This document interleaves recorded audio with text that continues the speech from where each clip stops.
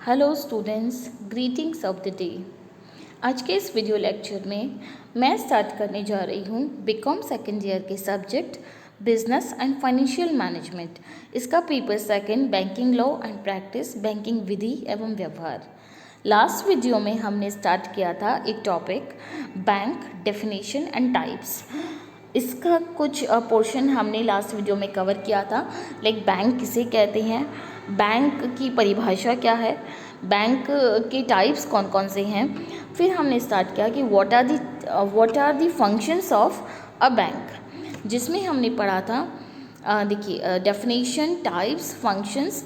ये हमारा इस वीडियो का पूरा फ्लो था, जिसमें हमने बैंक की डेफिनेशन, बैंकिंग कंपनीज एक्ट की डेफिनेशन हमने पढ़ी थी कि a bank is a financial institution which accepts money from the public for the purpose of lending और इन्वेस्टमेंट, रीपेबल ऑन डिमांड और otherwise, withdrawable by cheques, drafts और order और otherwise. Bank एक ऐसा फाइनेंशियल इंस्टीट्यूशन है जो जनता से जमाएं स्वीकार करता है, जिसका पर्पज़ है या तो उधार देना या कहीं पे इन्वेस्ट करना, और जिसको जो पब्लिक है वो चेक से निकाल सकती है, ड्राफ्ट से निकाल सकती है या अन्य किसी ऑर्डर या आज्ञा के द्वारा निकाल सकती है। So these were certain definitions of bank जो हमने पढ़ा।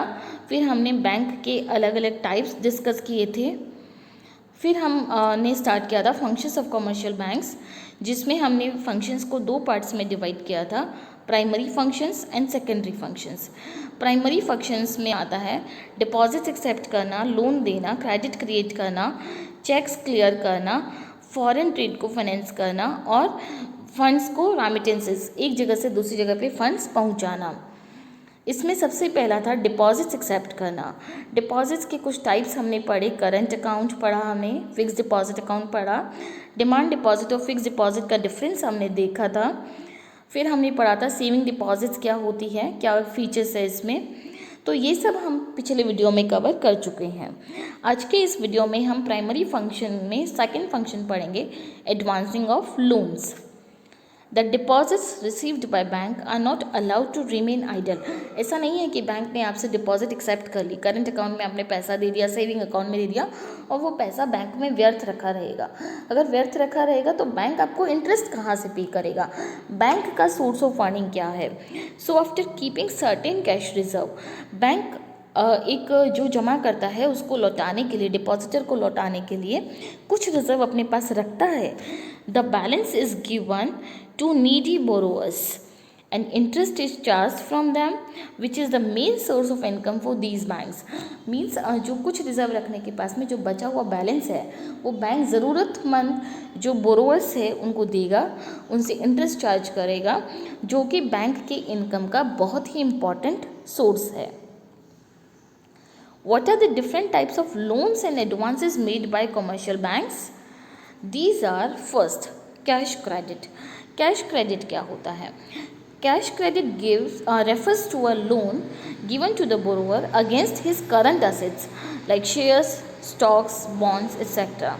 A credit limit is sanctioned and the amount is credited in his account.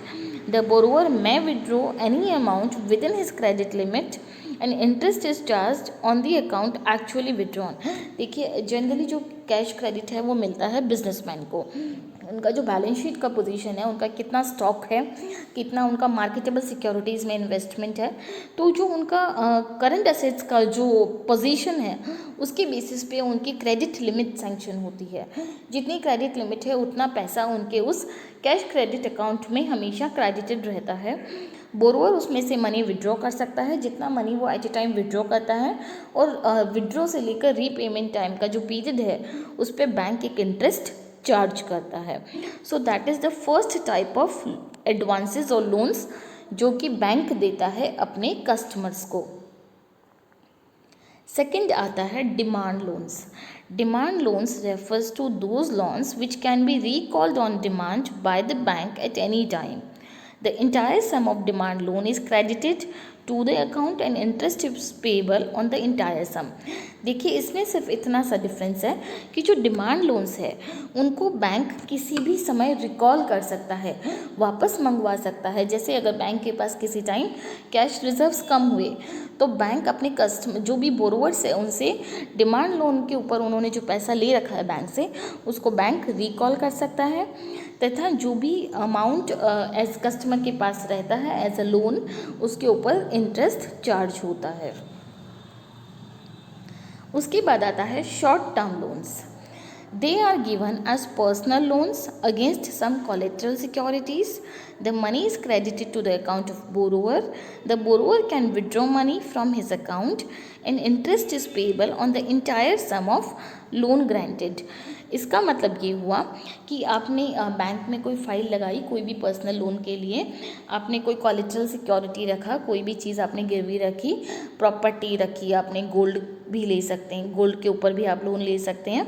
तो इस तरह से जो कोलेटरल सिक्योरिटी के ऊपर आपको लोन का एक अमाउंट सैंक्शन हुआ, आपने वो लोन अपने अकाउंट से विड्रॉ किया और उस इंटायर अमाउंट के ऊपर आपको इंटरेस्ट देना पड़ेगा, और जो भी आपकी रीपेमेंट डेट है या जब भी आपके पास कैश है आप उसको लोन को रीपे कर सकते हैं और वो आपका अकाउंट क्लोज हो जाएगा। इसमें फ्रीक्वेंट ट्रांजेक्शन्स नहीं होते हैं, it is a one time transaction only. One time transaction only it means कि ज़रूरी नहीं आप पूरा पैसा एक साथ विड्रॉ करें।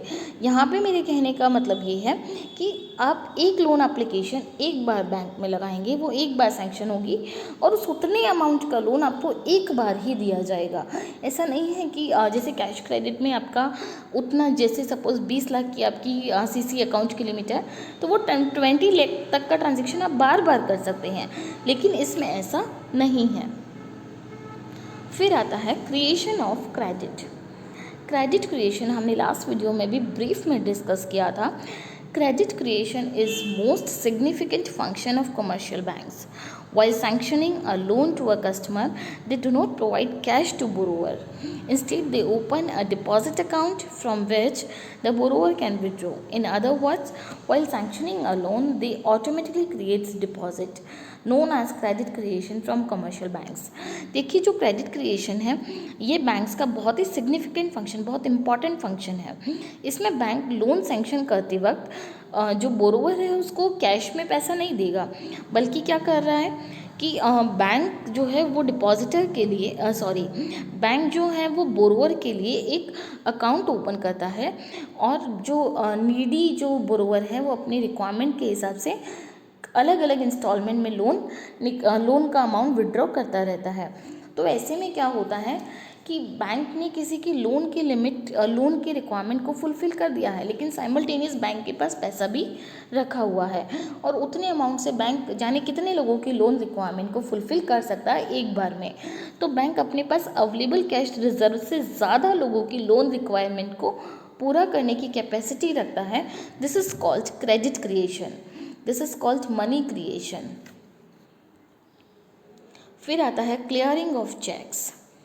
It is the process of moving a check from bank in which it was deposited to a bank on which it was drawn, and the movement of the money in the opposite direction.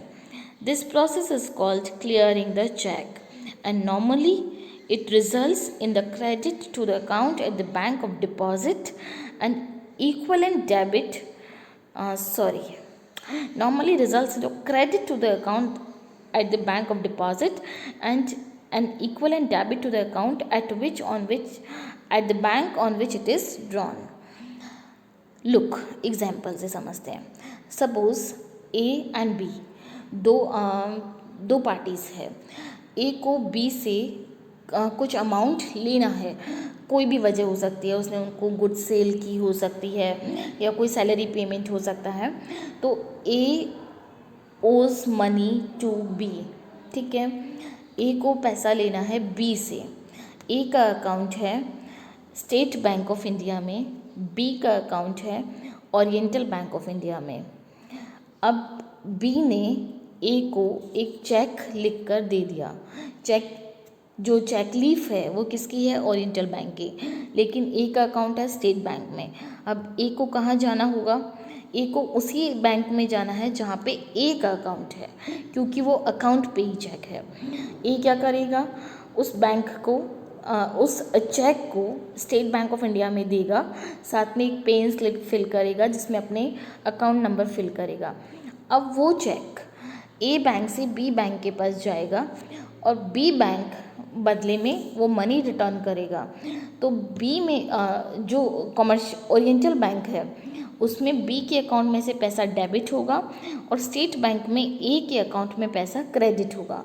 So this is called cheque clearance. पहले ये सारा काम manual होता था, अब Reserve Bank of India की help से ये सारा काम ऑनलाइन हो जाता है, which is called clearing house function of Reserve Bank of India. So these all were primary functions of bank. अब आता है सेकेंडरी फंक्शंस। इसमें सबसे मेन है agency services and general utility services. Agency services क्या होती हैं? Banks act as agents to their customers in different way. Bank जो है वो अपने कस्टमर्स के लिए कई तरह से एजेंट का काम करते हैं, जिसमें सबसे पहले आता है collection and payment of various items. जैसे बैंक जो है that collect cheque, rent, interest on behalf of their customers and also make payments of tax, insurance premium on their behalf। जो बैंक है वो अपने कस्टमर के लिए चेक भी कलेक्ट करता है, रेंट भी कलेक्ट करता है, इंटरेस्ट भी कलेक्ट करता है, अपने कस्टमर के लिए इंटरेस्ट का पेमेंट करता है, टैक्स का पेमेंट करता है, इंश्योरेंस प्रीमियम का पेमेंट करता है। सो बैंक जो है वो अपने कस्टमर के लिए एक एजेंट का काम करता है, बहुत सारे कलेक्शंस और पेमेंट्स करके। फिर आता है purchase and sale of securities. Banks normally are more knowledgeable with regard to stock and share business. Bank जो है उनके पास शेयर मार्केट का, स्टॉक मार्केट का ज़्यादा अच्छा नॉलेज, उनकी ज़्यादा अच्छी पकड़ होती है।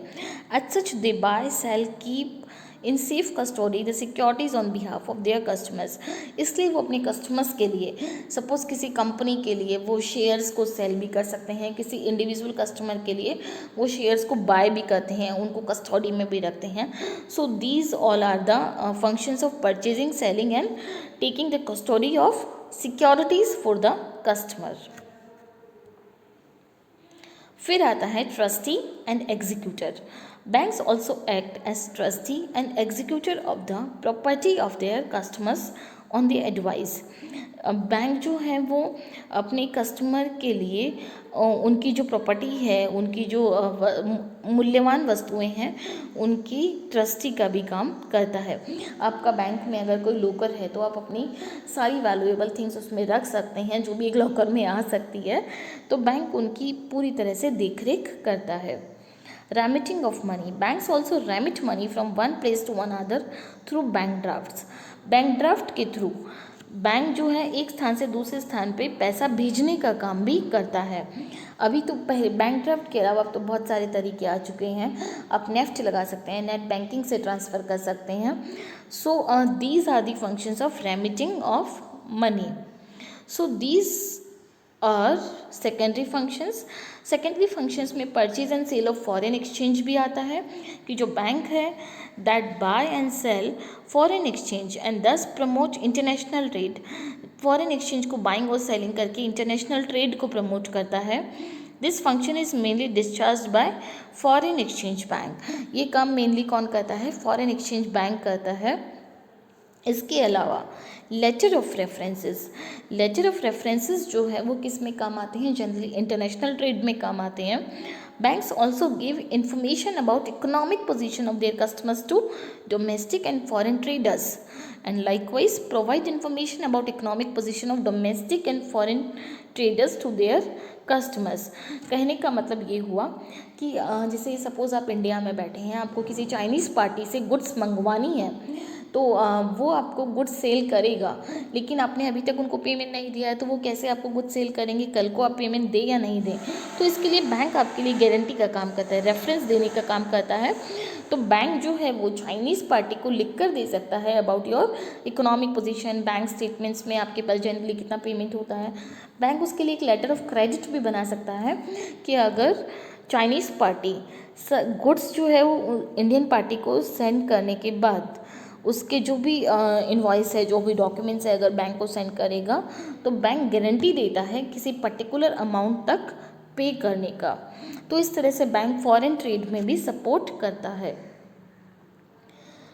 उसके बाद आता है general utility functions. General utility functions हम हमारे नेक्स्ट वीडियो में कवर करेंगे। आज आप रिवाइज करिए प्राइमरी फंक्शंस और सेकेंडरी फंक्शंस जितने भी हमने आज कवर किए हैं। Thank you.